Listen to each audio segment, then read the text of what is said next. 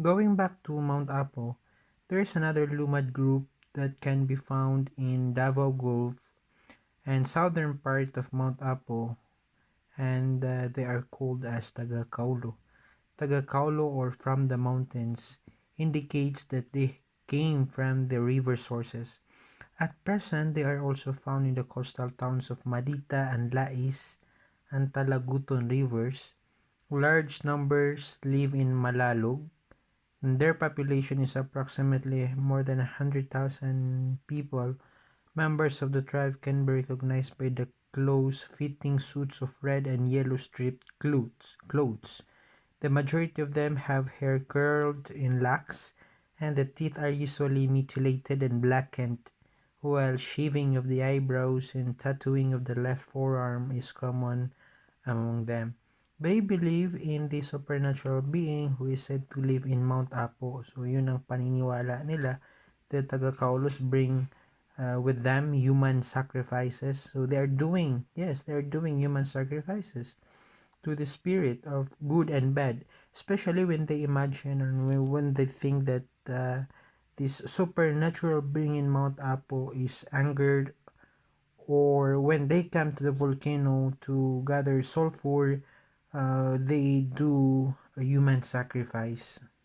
Also, going back to Cotabato, mayroon ding ilang lumad group na matatagpuan doon.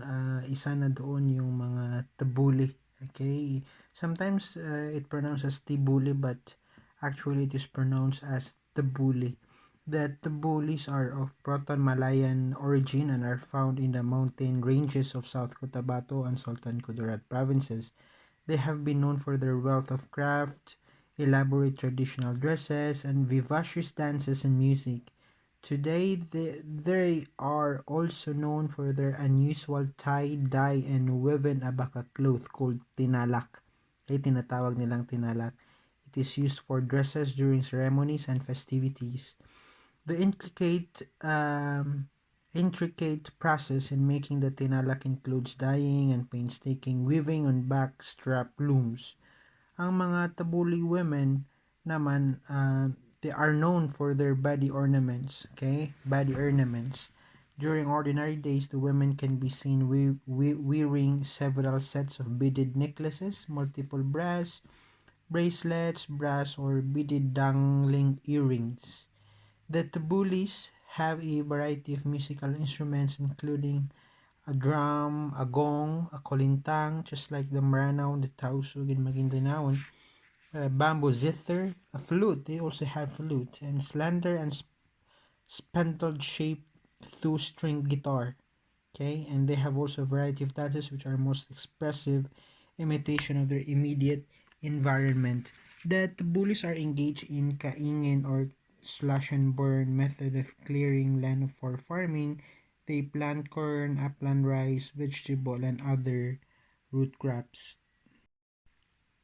Another Lumad group in Cotabato region is what we call as Tasaday. They are numbering only 27 individuals before that inhabits the tropical rainforest of South Cotabato.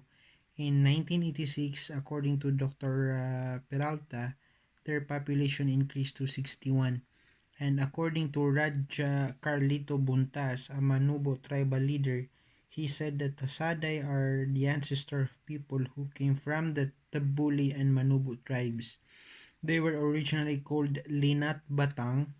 Though not a Stone Age people, they continue to hunt and gather, dwell in caves, use stone tools, and wear garments of Korkoligo alongside practices acquired through long contact and interactions with neighboring people. They are socially and geographically distant, and though not completely isolated, and linguistic studies, Peralta said, show Tasadays are an ethno-linguistic group. And the last Lumad group in Mindanao that we'll be talking about in this class session are called as Tiruray or Tiduray. Okay, Tiduray. These Tiduray are another distinct ethno-linguistic group with clear Proto-Malayan feature. It means that they are native in Mindanao. They are mostly found in Maguindanao and Sultan Kudarat provinces. The Tiruray have a solid structure as reflected by their socio-economic activities, which include farming, hunting, fishing, and basket weaving. And while many have adapted to the political mainstream, kasi yung iba sa kanila mga politicians and yung iba na educated at empleyado sa gobyerno, a high number of their population still believe and practice their indigenous customs and rituals.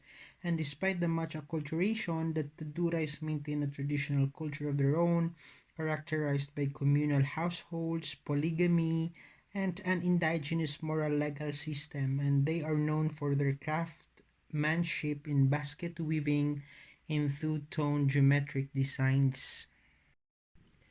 And as for the third group of people in Mindanao, we call them as Christian migrants. Sometimes we call them Christian settlers, and other writers actually called them migrants. They were coming from Luzon and Visayas who migrated in Mindanao in the early part of 20th century during the American period.